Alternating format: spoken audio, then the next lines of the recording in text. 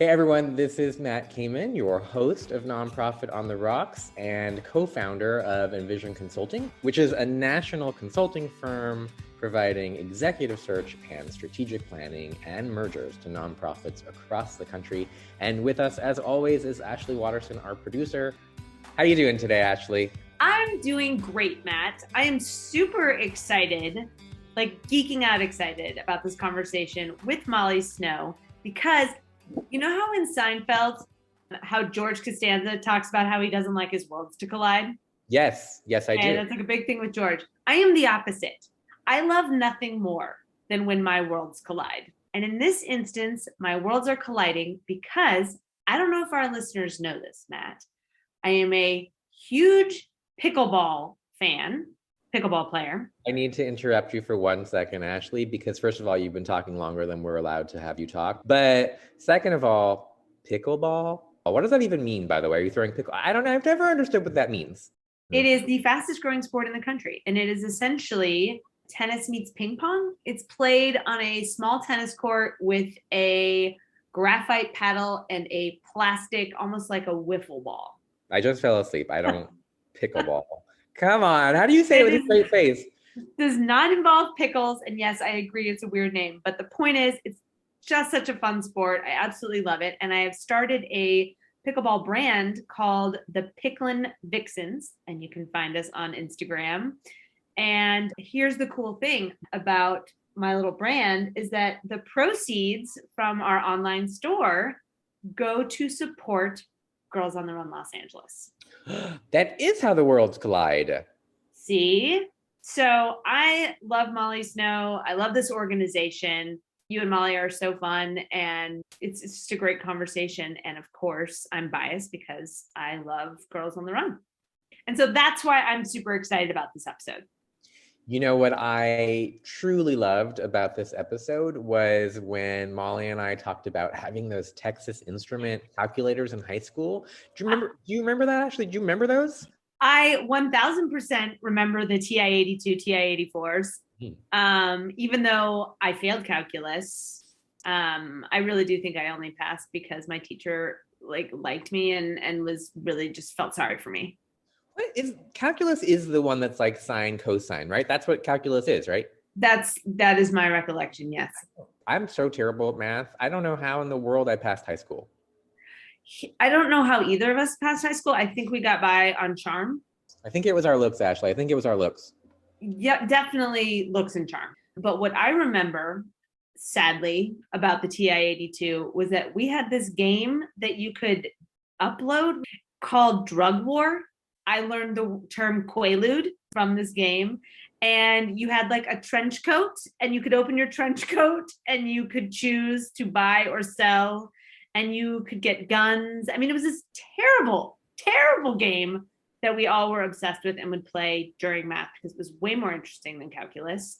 And then we all got in super big trouble and they made us delete them off our calculators. This was pre-cell phone. So you're saying that what we were supposed to use that calculator for was to geek out in calculus, and you used it to play some completely inappropriate game about flashing people with a trench coat and drugs? That is 100% what I just said. I was not cool in high school. I didn't know anything about that. How did that not make its way to Beverly Hills? You know what, Ashley? You know what? It's because some of us were working really hard in high school. Some of us were actually studying.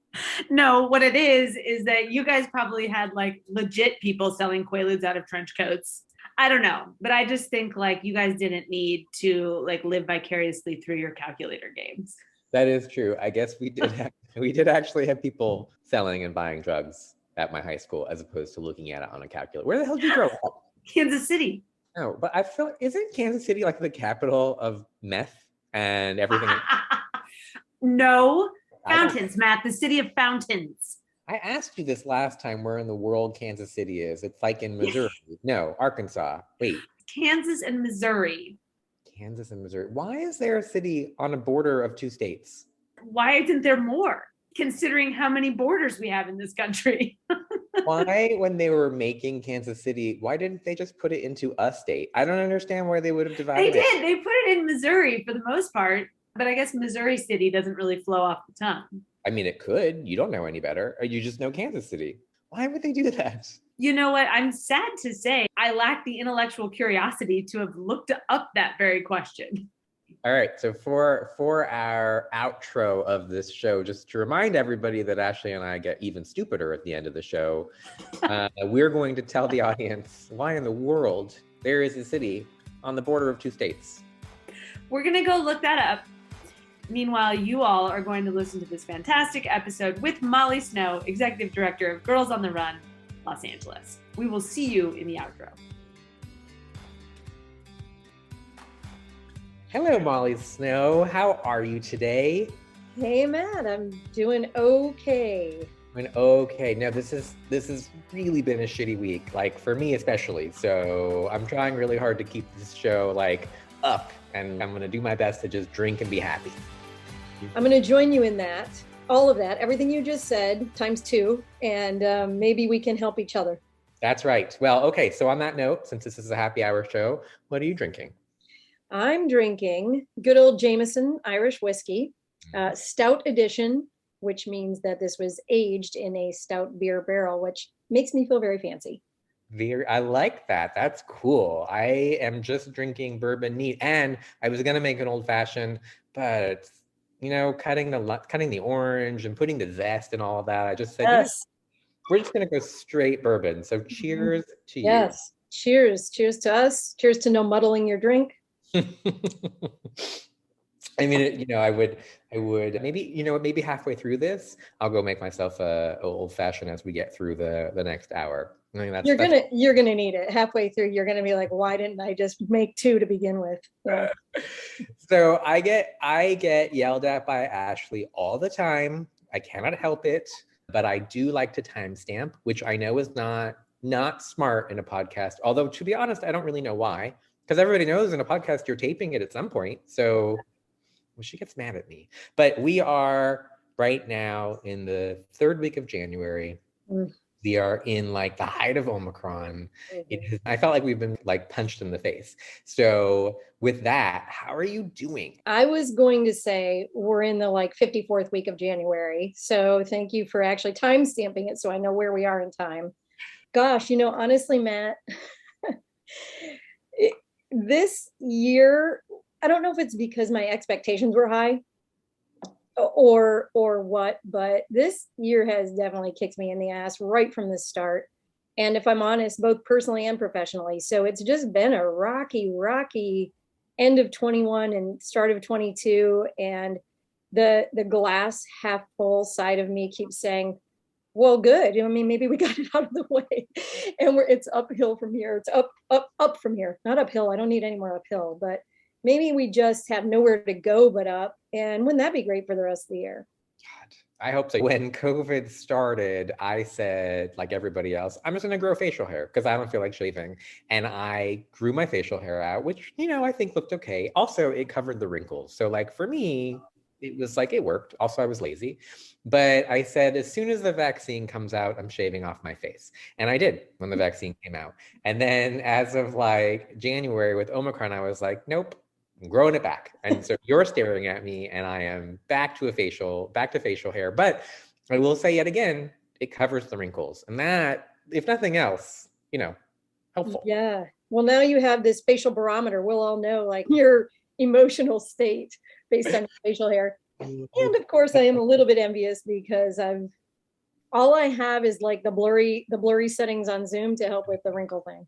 Yeah, this has been what's so interesting. So I like Zoom, but our office uses Google every once in a while. And on Google, you can't, like, there's no fixing your face. I know. Damn you, Google.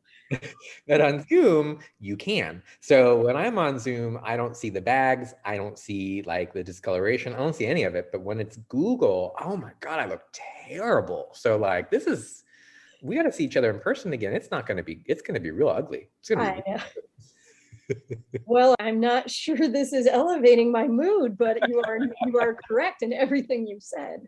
Oh God, we've just lost our only listener. We literally just lost even Ashley.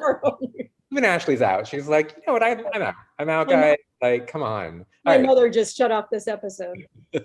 You know what? My parents will stop listening, so it's all right. All right. We're gonna turn us around, Molly. We're gonna turn it around. Good. We're gonna like just get excited because here's what I'm putting this out here. Okay. When this episode airs, Omicron's gonna be gone and things are going to really have turned around. So we're putting it out there. That's in the universe. I really like that. Okay. Okay. Yeah. Let's feel our power. Yep. Okay. So, and by the way, if that just means that we don't air this until December, so be it. But it's going out there when Omicron goes away. So that's December of what year? No, you brought it down. You just brought us back down again. You just brought us back down again. All right. One of the reasons why I'm so excited about this interview is because there are a few people in my office who are like humongous fans of yours and the organization. So you need to know that in our office, you were like a celebrity. And so when I told them I was doing this, they were like, heads exploded, so excited about you. So normally when I do these podcasts, I talk about the person first, really like to get to know you, and then talk about the organization. However, I'm going to turn it around tonight, and I'd love for our folks who are listening still to learn more about Girls on the Run. So tell us a little bit about your organization. Oh yeah, I would love to do that. This will turn things around because it's a happy mission that we have, and this is just what we need in this moment, right? Let's talk about this. So Girls on the Run, it's a positive youth development program. So right there, I just used the word positive, Matt. We're already turning the conversation. And we focus on girls who are in 3rd grade through 8th grade. So that is, for those people who aren't around children a lot, that is an 8-year-old to a 14-year-old. It's not just positive youth development. It actually specifically uses physical activity as part of how we empower and build confidence in girls. So what we call it when we're just feeling crazy, we call it PAPYD, physical activity, positive youth development. Nice. Go ahead. It rolls off the tongue. Try it. PAPYD. So anyway, it does involve running. Running is a great tool for building confidence in girls, but I don't know if it's the bigger part. The cooler part in my eyes, especially these days, is that it's accompanied by a social and emotional learning curriculum that is super powerful, really transformational, and really uplifting for real. And I think that's how a lot of girls, especially now through isolation and all of the craziness of the last 2 years, I think that's how they're navigating some really difficult times. And it's restoring pure conversations. It's helping them build up their self-esteem in a time when things suck. So, but I will say too, Matt, like prior to COVID, the program was still absolutely just as essential because those are really hard years. Because I can't see your wrinkles because of through the beard. I don't know your age, but for like me and my age, I was going to say generation, which makes me sound 1,000. But for me, like being a girl has changed in every way from what I experienced to what they have now. You know, there was no social media. I mean, I think we had calculators. There were no computers. There were no cell phones. You're gonna tell me that you had like a stone rock and like a chisel, and that's how you like figured out math. I mean, right. It was pre-abacus, so it was a long time ago. And luckily, I'm still here because it's really a joy to see how to do this work and to see how girls, when given the right tools, they can really excel. So it's a wonderful program. It's super fun. You know, it's funny, I've gone through my house like 100 times throwing crap out because that's all I could do is just make my house clean. And I think this last time I finally got rid of my Texas Instrument. Finally got rid of my Texas Instrument calculator. And for those of you who like, do kids use calculators anymore? Is that not your mom's calculator? I mean, these now you wouldn't know how to turn it on. So, but I have a daughter who's 18. She's a senior in high school. Her calculator is not a Texas Instrument. I'm just going to say. I just remember having so much fun with them. I think it was like cosine was on there and like all those things that I don't remember. Like I'm the world's worst student. I don't even know what sine or cosine means. I don't know any of that means anymore. But that was on the Texas Instrument, I think, right? Well, yeah. I truly can't imagine being a kid with social media at all. I have, a ton of friends with kids and nephews and nieces. And like, if I had social media, I'd be in so much trouble. So your kinds of programs are so important because it's just, I don't even know how they do it with social media these days. I guess it's just part of the deal. I'd be in so much trouble. I am in trouble, actually. with social media. Yeah. Yeah. I think the reports that are coming out and the studies that are being done on the effects on the brain and maturing and socializing kids, it's really, really scary. The research is pretty tragic. But now then, enter 2020, and now you're stuck at home. And even though they were taking online classes, it's not all day, it's not the same schedule. And so everybody amped up their use of social media because you really needed some kind of connection to society, and it wasn't a healthy connection. It still isn't, probably. And so yeah, I think that having tools like Girls on the Run or other programs that help, especially these ages where you're really starting to form who you are and create your persona and your personality and figure out how you want to contribute to the world, it's really nice to have some guidance besides TikTok, because I don't think TikTok is actually approved as social and emotional learning. I mean, I go into that TikTok hole like so many nights. I have so much. I half of my friends get like TikTok texts from me, and now you're going to get one. So, but yeah, no. I can only imagine. It's funny when I first heard about Girls on the Run, I thought about, like, I haven't gone to the gym since like 1987, and I see your Peloton behind you. So like, I know you're doing it, but I literally haven't worked out in 100 years. So Girls on the Run, like every time I see the name, I'm like, crap, I'm lazy. That's it. That's what you do to me. Just so you know. I feel badly, sort of. I feel like it's best if I make this distinction. You do see something behind me, but you said, so I know you're doing something. And I think you made an assumption there. I do have the equipment. This part is true. I do strive to get on it from time to time, but I know it's challenging, right? I think it's really hard for most of us to get motivated to engage in physical activity that actually helps everything from our physical well-being to our emotional state. No, seriously. I think like most people, I had a gym membership. I had it, I paid for it, but did I use it? No. No. Like, and it was always an excuse, right? So, and it's January, like this is the time people are supposed to be working out, Okay, but tell us a little bit more. So you're talking about the programs that you do. What specifically are you doing to work with your girls? Yeah, so the way that the program is structured is it's a 10-week program that happens generally after school. Certainly pre-COVID, it was all on school campuses and after school hours, where it made it really easy for girls to just finish up school and head right to Girls on the Run. It goes for 10 weeks for about 75 minutes twice a week, okay? So they have 20 sessions total. And in each session, a small group of girls, like 8 to 15 girls, will gather with a trained mentor. We call them coaches. Nobody wants to go meet with a mentor. There's not a 9-year-old who's like, yeah, sign me up for that. So we call them coaches, and we really trick the girls into having a great time in how they learn about themselves and establish these values that we want to hand down. So they meet in these small groups. There is time for physical activity. There are really fun interactive activities, and there is running. And I'm just going to go ahead and confess, about half the girls actually like the running, and the other half are doing everything they can to get out of the running. Sounds like me.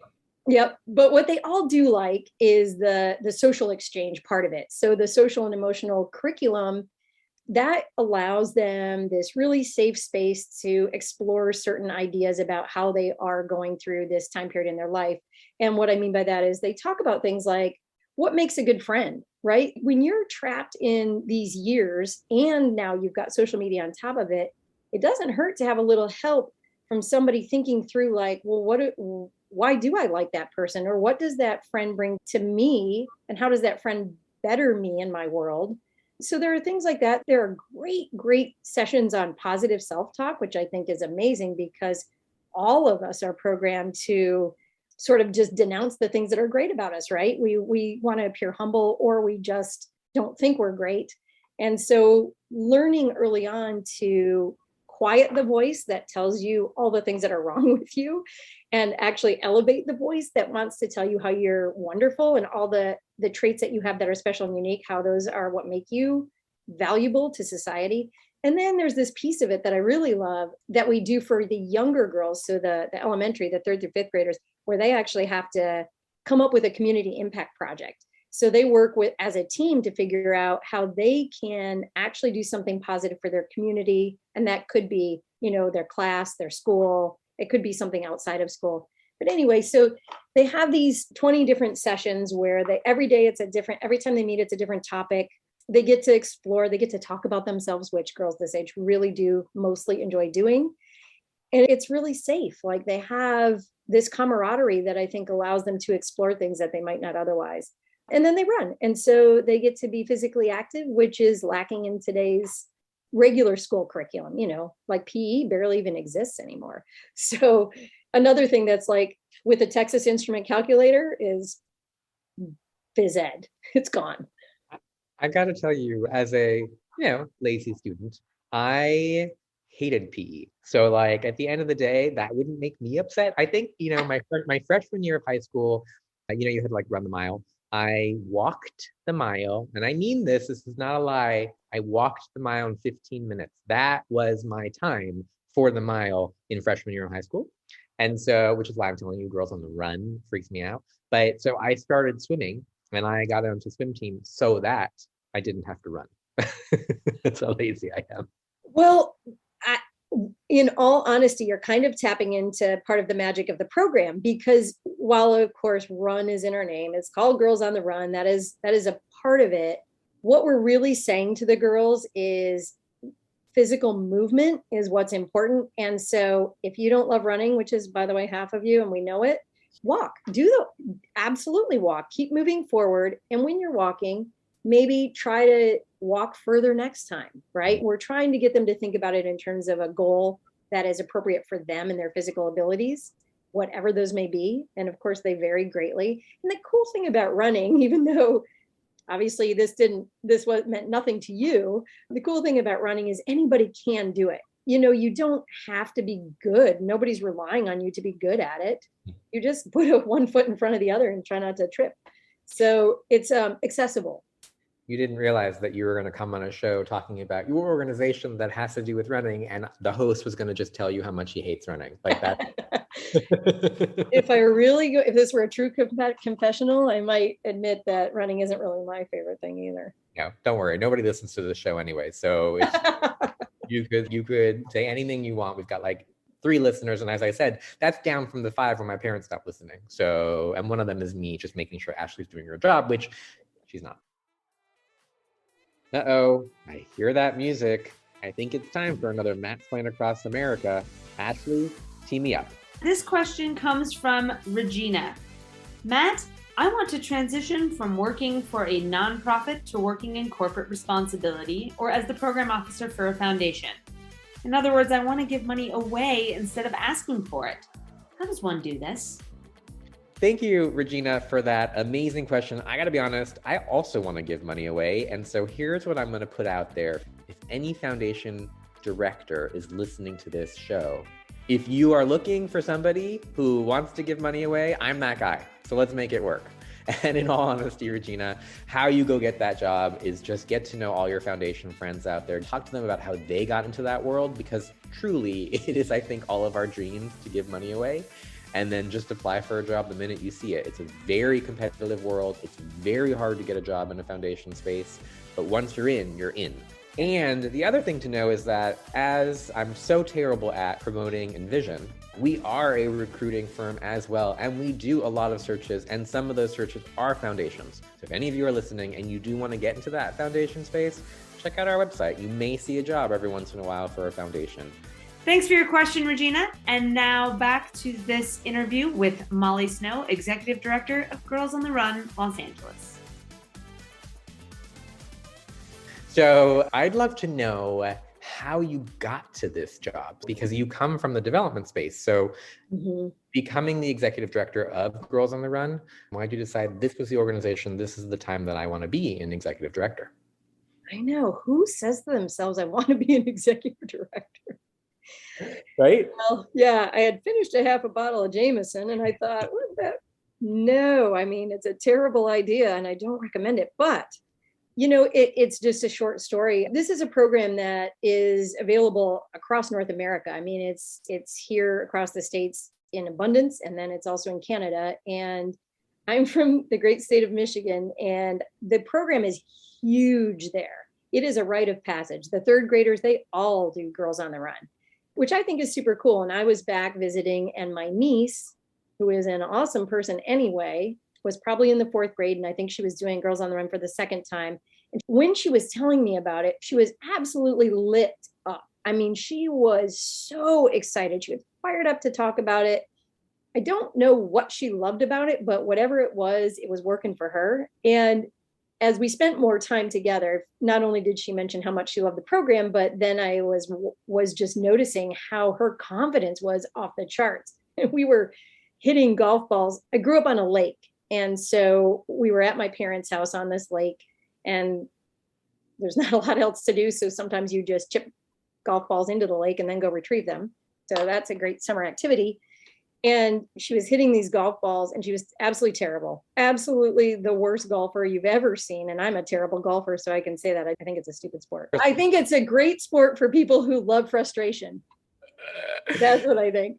So it's not for me. But my niece, also not for her, but she did not know that. She was so confident. She was like, look at me, Aunt Molly, I'm killing it. And I was like, good for you, girl.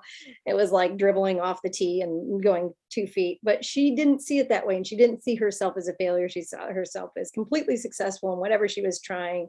And what I locked in on was there was some sort of association between her love for this program and her view of her own self-efficacy. And I immediately came back to Los Angeles and looked up the program. And it just happened that the only job available in Los Angeles was this executive director position. And so I went for it.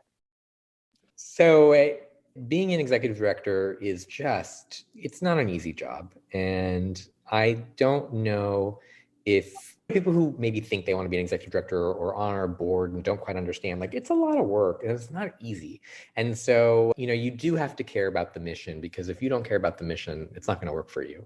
Yeah. And I'm curious, like, COVID aside, which is an impossible thing for me to say because it's been 2 years, but COVID aside, what is your favorite part about being an executive director of your organization? I think there are 2 parts to that. So my favorite part about the role, if I'm 100% honest, is that I do really like the idea of steering the ship, I guess. I like the idea of being the decision maker on something that I'm really passionate about and deciding how we approach it and how we stay true to and represent our values, and how we think about every time we make a decision, what does that mean for the girls that are in the program? I really like that part. It sounds super corny, but I love that part of it. There is a dark side to that part too, which you hear from executive directors, and you feel responsible for everything, and the weight on your shoulders can feel heavy, but I like it as well. And then the reason I like it, I think, is pretty specific to this organization. I mean, you know this from your work. We have a great board of directors, and that is like gold when you're an executive director. I think part of that is just the culture we've created, which I love. And I feel like if I'm going to do this work, this is how I'd want to do it. I'd want to do it with a great, really strong group of people behind me who have my back. I'd want to do it with a really committed staff, which I have. And so I'm really lucky that I have all those things. I can imagine a lot of scenarios different from my own that wouldn't work for me personally. Right. So what is your, like, so if I'm graduating college and I know I want to get into nonprofit, I know at some point I want to be an executive director of a nonprofit, what advice would you give me to get to that point, right? Like what would you tell me that would help me grow into some point being an ED?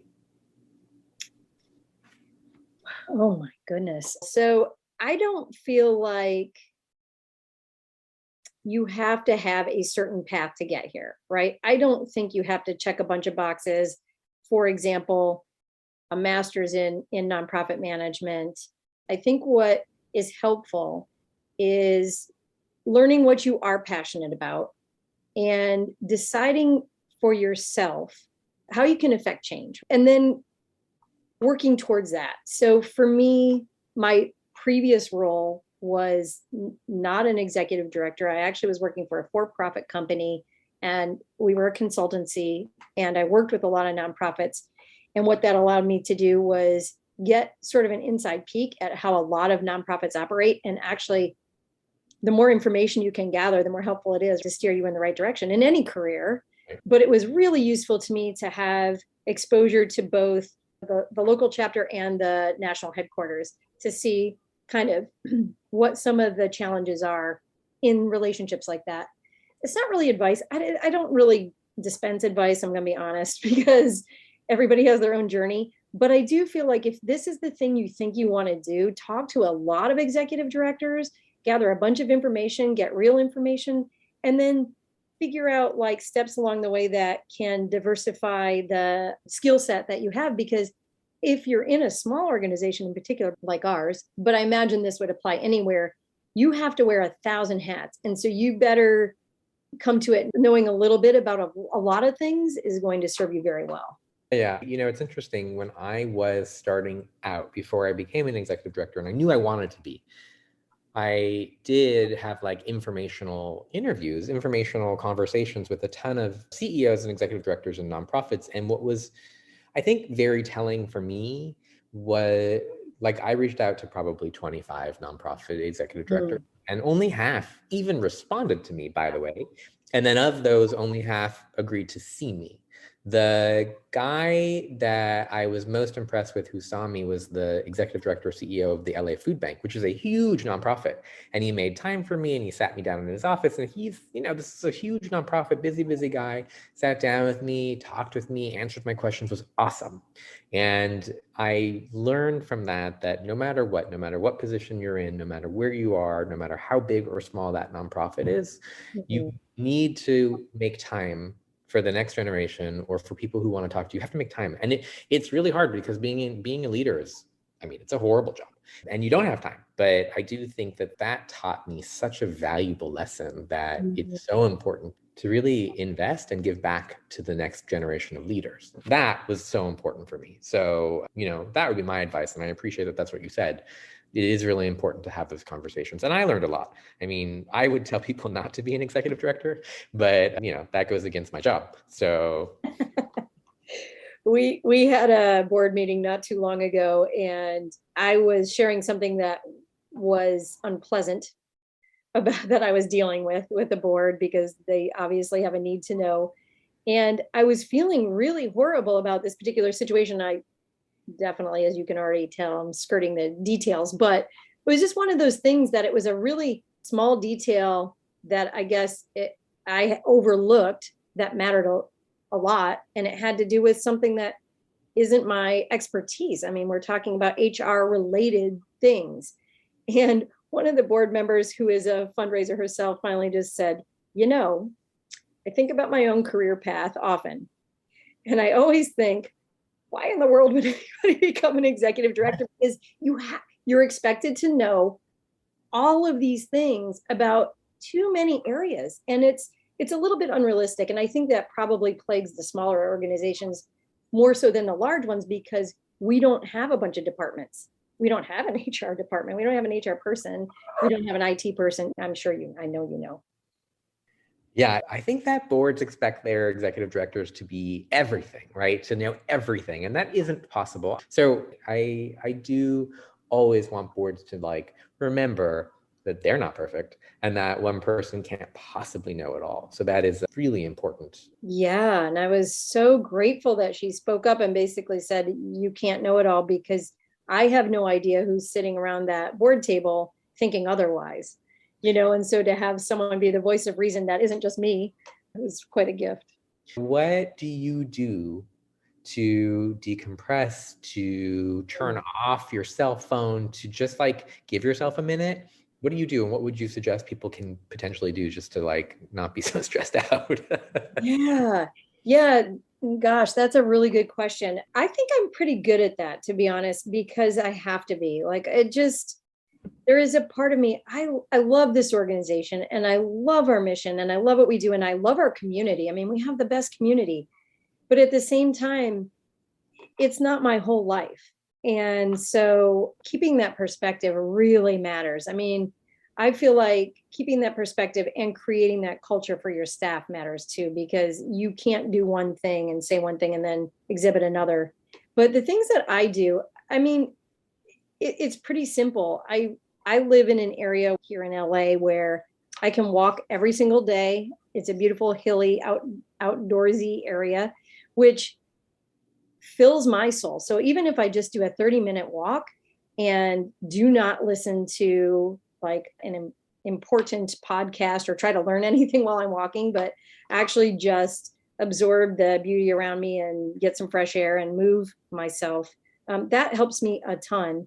And then, you know, I always have a bottle of Jameson handy just in case. So, I mean, there's nothing wrong with that. I'm really careful about sending emails and working after hours in a way that's crazy. Like, of course, sometimes I'm up at 6 a.m. and I'm emailing, and I then have to sort of reprimand myself for that. But I do think you have to detach. You have to force yourself to not be there all the time on the clock. I think it's also really important for staff, because if you're up at 6 a.m., then they think you expect them to be. And I do think it's really important that you do take time for yourself. Though I do think as you're walking, truly, Molly, you should maybe listen to a podcast of mine, but which you didn't say, and I won't take that personally. But yeah, I do think it's really important to take that time for yourself. If you were an executive director who wanted like a peer-to-peer kind of network, those are the things that I thought were really important when I was running my shelter. Was I wanted to be around other EDs. So what do you think of that idea in terms of maybe building that kind of a network or getting folks together to be able to rely on each other and kind of complain to each other and like commiserate with each other? I absolutely love it. You probably have heard many times when you were in ED and since how it's the loneliest job you can have, right? You only have people above you and below. You're peerless in your daily work. And being a part of a national organization actually affords me that opportunity to connect with other EDs and on a regular basis. So that's fantastic. And if I didn't have that, so if somebody is an ED for a singular organization, yeah, try to connect, make a network and reach out.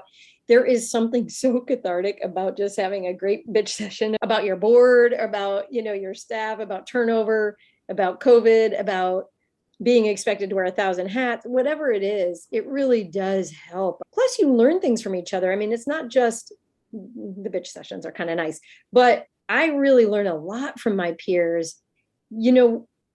It's so hard to operate in a bubble. Yeah.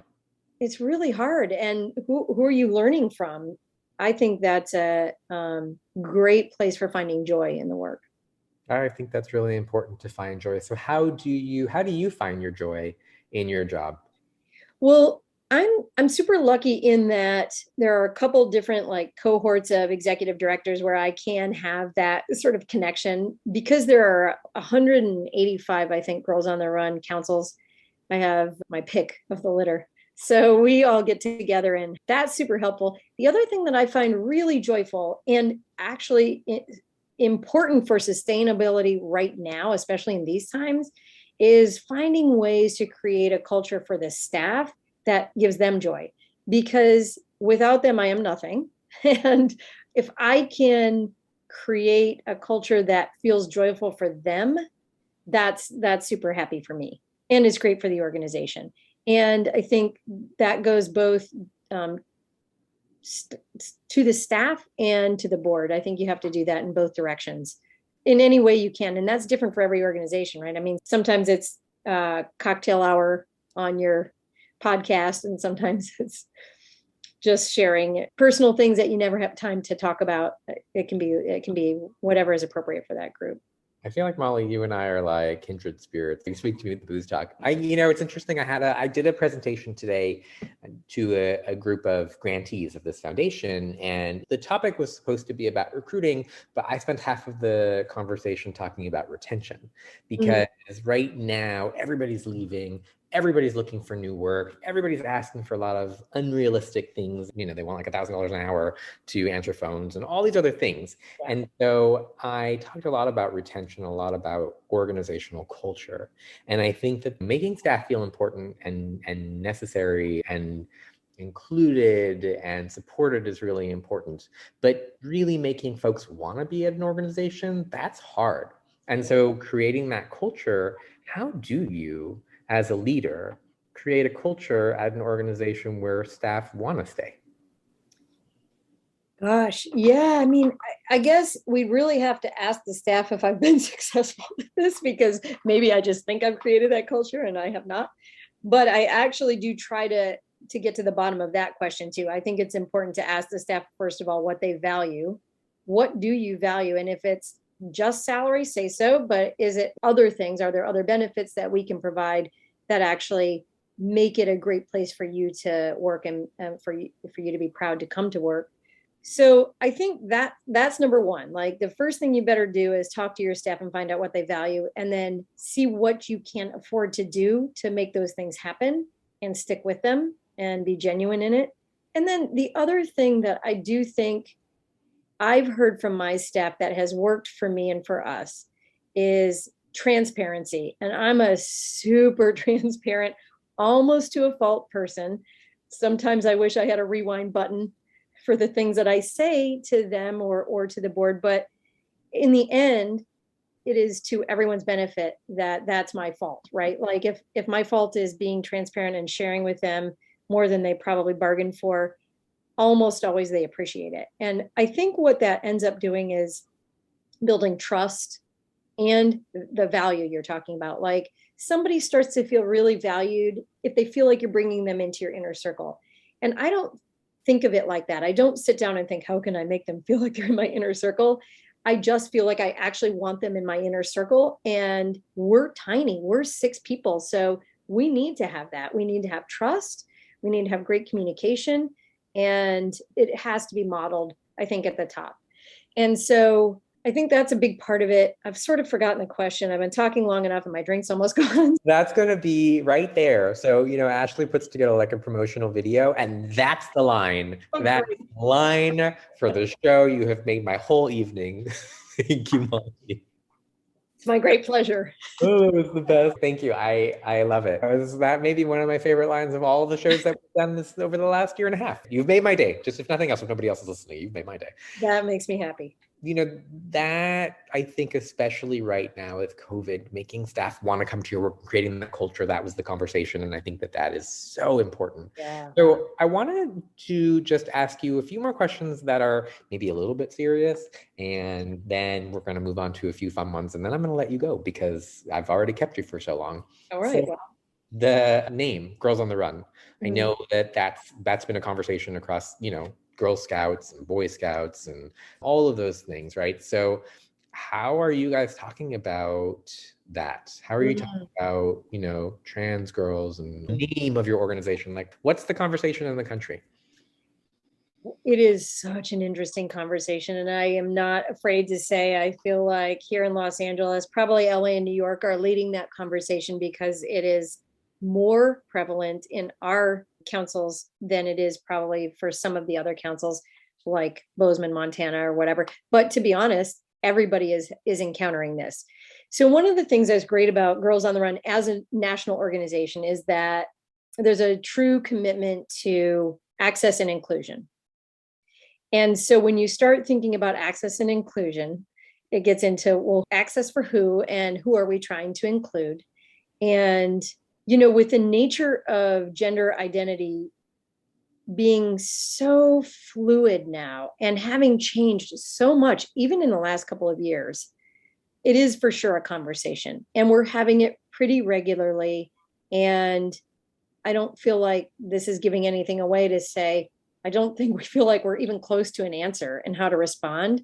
But what I love is that the organization is genuine in gathering information and trying to find a path forward that is both appropriate for our mission and our brand and honors our commitment to access and inclusion.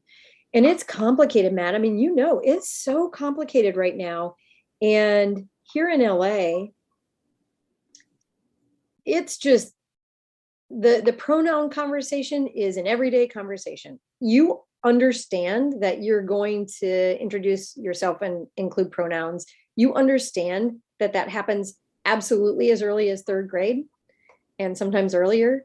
And you understand that we are dealing with a rapidly changing nature of things. So I guess the conversation's happening, it's being taken seriously. Everybody wants to do it justice, and it's really complex. Do you think that you'll be removing girls from the name of the organization? Like, do you think that that's going to be next? I have no idea. I would say I don't think it's off the table, but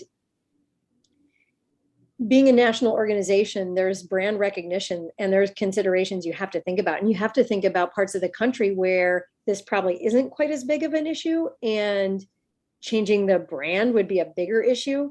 So to be honest, I do not envy the people who have to face that question. Luckily, it isn't me. But for me and for the Los Angeles Council of Girls on the Run, I want to say I'm thoughtful and aware of the impression that having girls in the name gives. And it's really tricky. Yeah, it is. And I have friends with the Girl Scouts and the Boy Scouts and Girls Inc. And it is definitely the thing that people are talking about. So the conversation. Yeah, I'm very interested to see how you move forward. And me too. I will just add the one other thing that makes it extra complex. This is probably what all of those organizations you just mentioned are thinking about. One of the very basic elements of Girls on the Run and why it works is because it is a safe place for girls away from boys. In years where the traditional genders can be complicated, studies show girls will not speak up in front of a boy. And so the beauty of having a place for just girls is that they will speak up and they can explore and it's safe. And so that just adds a really interesting layer of complexity. Yeah, it's going to be a conversation for a long time. I like that it's coming up now. I think it's really important. And it's an evolving, fluid conversation. Okay, I promised you that we would have now a fun kind of conversation because I feel like our audience needs a little uplift. So if you were not the executive director of Girls on the Run Los Angeles, what would you be doing? Well, it's a great question. I don't know, but what I sort of fantasize about is that if I didn't have to be realistic at all, what I would love to do and what really speaks to my heart is I'd love to have a huge piece of land and rescue a ton of animals and have a place where they can go and, empty out some of these poor shelters where, here in LA, I mean, get all those chihuahuas and pit bulls out of there. Humans are more important to me than the pets, but I do have a very big place in my heart for that. And I don't know if you ever saw this, but Lindsey Vonn, the downhill skier, she had this show that was a reality show that she's a big pet person and has a couple of little weird looking dogs that are hilarious. And so she did this reality show that's like an Amazing Race meets like something for dogs. Westminster, yeah. So the humans and their dogs compete in all of these like challenges and they go around the world. And one of the things that's so cool is they go to this place in Costa Rica and this woman has like 100 acres and like 1,600 dogs. I mean, she's a little bit insane, of course, but what a lovely thing. So I do sometimes think about what if I just let my insanity fly and I go ahead and have 1,600 dogs in Costa Rica. No, you're not allowed to have 1,600 dogs in Costa Rica, but I will say that it was the Betty White Challenge. Here I am, time stepping again. But it was the Betty White Challenge and I donated, and I know like millions of dollars across the world were raised, which is really amazing, like really amazing. So cool. So cool. Okay. So now you're not a cat lady, but you're a dog lady. That's interesting. All right. Now I've learned some things about you. Yeah, dogs over cats, but I will say we had a cat for a brief period of time. Not a brief period, quite a while. Our daughter ended up becoming allergic to this cat and we gave it to a friend and I bawled my eyes out when we gave this cat away. And this cat was dumb as rocks. And I loved her anyway. Every morning, 3 a.m., she, meow, meow. What do you want, Samantha? But I couldn't help myself. So Wait. Your cat's name is Samantha? yes, That's the best. That is the best name. I love her that. name is Samantha. She looked like a Siamese mix. She's gorgeous, but boy, something was wrong upstairs with that poor cat. I'm just gonna put it out there, and it's gonna cause problems, and I'm sure I'm gonna have people who are mad at me. But like, cats suck, and dogs are the best. So Dogs are the best. Samantha can go to your friend. She was great, but yeah, dogs are where it's at. Sure. I think so. By the way, my dog acts like a cat, so she doesn't really hang out with us, but she's still excited when we come home. Like when we come home, dogs get really excited. With cats, are like, "Oh, you're back? Are you gonna feed me now?" Cats don't care. They don't care unless it's 3 a.m. and then they want something that you can't actually identify. And they're like on your face, or like sitting on your face, like, "Get up. Here's my paw on your face. Get up." I know they're the worst. I'm going to end our show on, again, uplifting. Yes. Uplifting, Yes, please. not uphill, but uplifting. Uplifting. So 2022, again, I'm time stamping it. 2022 is going to be a good year. I've put it out there. And by the time we air this show, as I said, Omicron is going to go away. So I want you to tell me one thing that you want for this year, aside from COVID going away, that is just goodness. And probably I don't need to reiterate all those acres and the 1,600 dogs because I already said that.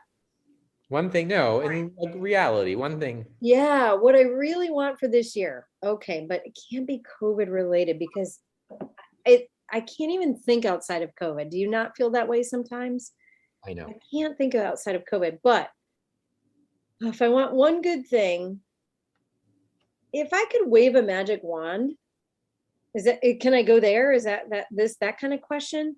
Like what I would like is a little bit of like reality to come back to our country and just like a little bit of peacemaking, a little bit of, and by reality, I mean, not everything is fake news. Not everything is suspect. Sometimes there are facts and sometimes there's science. And I would just like us to get back to sort of even like a middle ground on the things that are so dividing us as a nation that feel insane to me.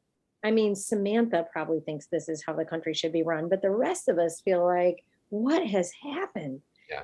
It feels nuts. And I really would love it if we could just have some sort of meeting in the middle where we're all just practical and we're human and we understand each other and we're not so ready to go to battle all the fucking time.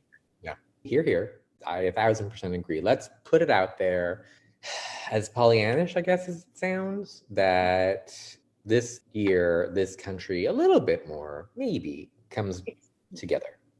I'm putting that out there. I love it. We can start, right? Let's start. Right.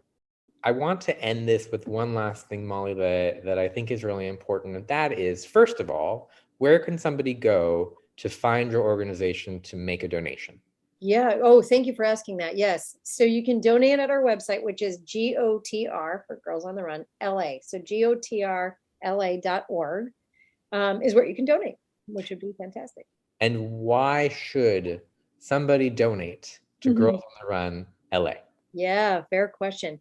When I was talking about what the program can achieve, you could dismiss it if it doesn't feel really, really relevant to you. But honestly, when we look at where we are today as a nation and as a world, as a globe, I can't imagine who doesn't think it's important to help guide the next generation to do better. And that's exactly what we do. And we have proven impact there. And so it's really cool to know that when you donate, basically what you're doing is allowing girls, especially girls from underserved communities who would never have access to a program like this otherwise, access to this program. So the donation directly translates to more girls in the program from underserved communities. And what I feel like the ultimate outcome is better human beings on the planet that we all benefit from their presence. I think that's so important, and kind of what we talked about in terms of like, okay, in 2022, what do you want? The more kids that we can put into programs like yours, truly, the better our country will be and the better our world will be, because I can't take it much longer. So I I hope that Yeah. folks listening are so inclined after our interview to go onto your website and donate. That would be amazing. We would certainly be grateful for that. So thank you for that opportunity. All right, my friend Molly, you were awesome. I know that we both are in a mood today, but I feel like we ended it on a good end. So happy notes. All right. Thank you, Matt. This was so much fun. I really enjoyed myself. Thank you very much, Molly.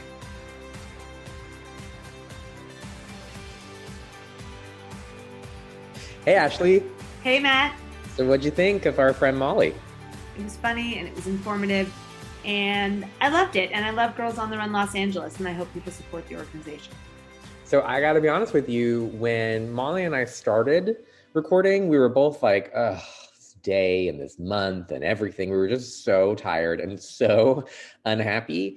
And I feel like we pulled it out. Like we just made it work. You totally made it work. I mean, I think the fact that she finished an entire bottle of Jameson during the course of the episode. And one of my favorite parts was when you told her your favorite part was when she said she was like too drunk and forgot the question. So that could have helped.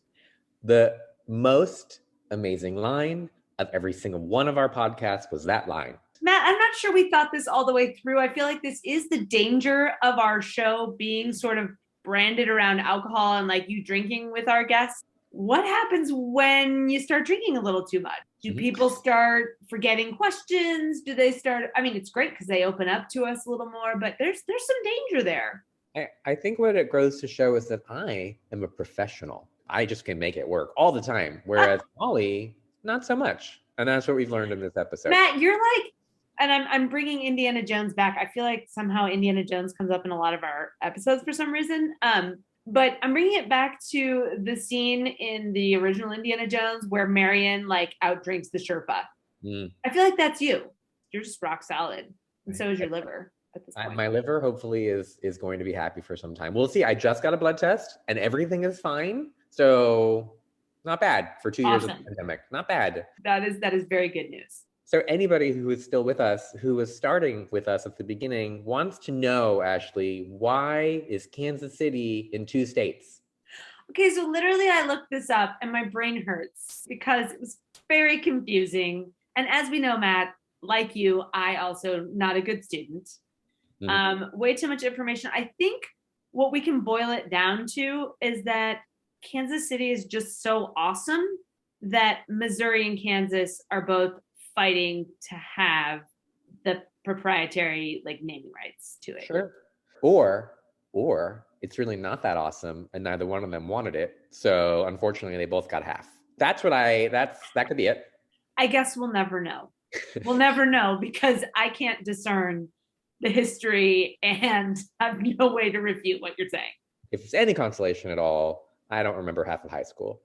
So actually, and this was before you became a heavy drinker. This was before. Oh, on that note, Ashley, is there anything else that you want to leave with our listener before we let them away from this misery? Yes, I want to remind our listeners that if they want to learn more about Molly and her organization or about any of our past guests, they can find us on the web at envisionnonprofit.com. Or you can find us wherever you get your podcasts, including YouTube. Please subscribe to our YouTube channel, subscribe to us on Apple Podcasts, and as Matt always says on our promos, don't forget to like us.